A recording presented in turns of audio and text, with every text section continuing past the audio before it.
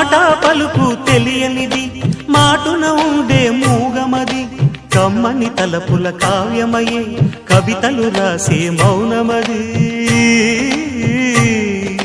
రాగల రోజుల ఊహలకి స్వాగతమిచ్చే రాగమది శృతిలయలరగని ఊపిరికి స్వరములు కూర్చే గానమది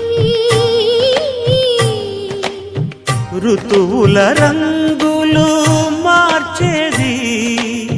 కల్పన కలిగిన మది భావం